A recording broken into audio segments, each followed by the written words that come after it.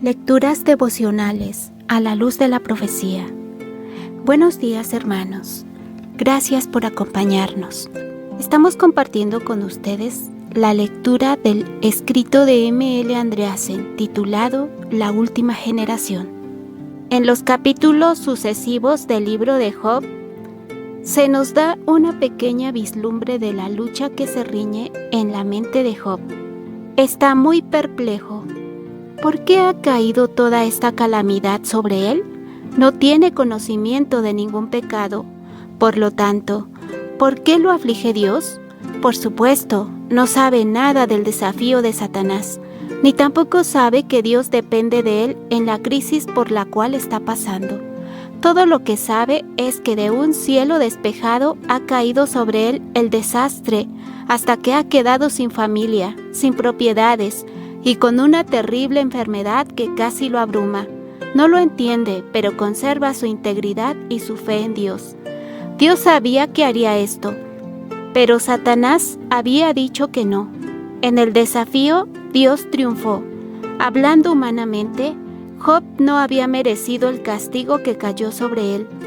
Dios mismo dice que era sin causa. Aun cuando tú me incitaste contra él para que lo arruinara sin causa. Job 2:3.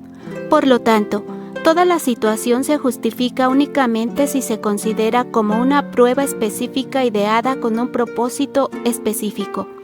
Dios quería acallar la acusación de Satanás de que Job servía a Dios únicamente por provecho propio. Quería demostrar que había por lo menos un hombre a quien Satanás no podía dominar. Job sufrió como resultado de ello, pero no parecía haber escapatoria. Más tarde se lo recompensó. El caso de Job está registrado con un propósito. Además de su historicidad, creemos que también tiene un significado más amplio. Los hijos de Dios que vivan en los últimos días pasarán por una experiencia similar a la de Job. Serán probados como él lo fue. Serán privados de todo apoyo humano. Satanás tendrá permiso para atormentarlos. Además de esto, el Espíritu de Dios se retirará de la tierra y será eliminada la protección de los gobiernos terrenales. El pueblo de Dios quedará solo para pelear contra las potestades de las tinieblas. Estará perplejo como Job, pero, como él, se mantendrá firme en su integridad. En la última generación, Dios quedará vindicado.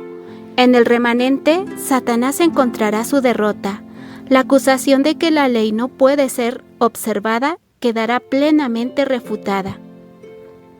Dios tendrá no solamente una o dos personas que observen sus mandamientos, sino un grupo entero, el de los 144,000.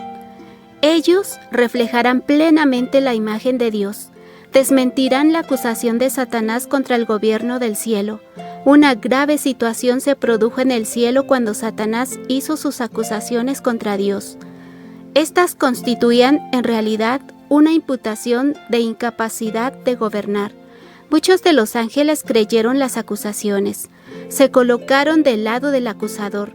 Una tercera parte de los ángeles, y estos deben haber sido millones, se encaró con Dios juntamente con su caudillo, el más alto de entre los ángeles, Lucifer. No era una crisis pequeña, amenazaba la misma existencia del gobierno de Dios.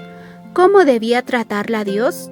La única forma en que el asunto podía arreglarse satisfactoriamente, de manera que nunca más se levantara una duda, consistía en que Dios sometiera su caso a las reglas comunes de la evidencia. ¿Era o no justo su gobierno? Dios decía que sí, Satanás decía que no. El Creador podría haber destruido a Satanás, pero esto no habría sido un argumento, más bien habría sido un punto contra Dios. No había otra manera de dilucidar el pleito, sino por las evidencias que cada lado presentara por los testigos que produjeran y juzgarlo por los testimonios aducidos. Tenemos, pues, una escena de juicio. Satanás es el acusador. Está en juego el gobierno de Dios. Dios ha sido acusado de injusticia, de requerir que sus criaturas hagan lo que no pueden hacer y de castigarlas. Sin embargo, por no hacerlo, La ley es el punto específico de ataque, pero siendo la ley simplemente un trasunto del carácter de Dios, son Dios y su carácter lo que están en tela de juicio.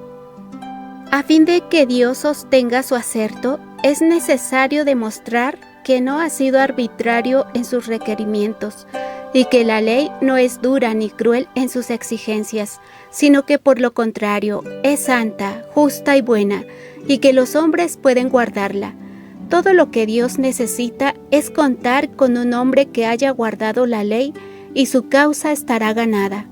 El resultado depende, por lo tanto, de uno o más seres que guarden los mandamientos de Dios. En esto ha puesto Dios en juego su gobierno. Hasta aquí la lectura del día de hoy. Si Dios lo permite, continuaremos el día de mañana. Dios les bendiga, tengan todos un feliz día.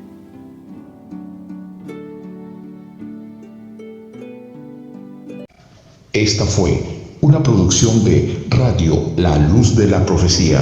Búscanos en www.radiolaluz-de-la-profecía.com de Lima, Perú, distrito de San Juan de Lurigancho.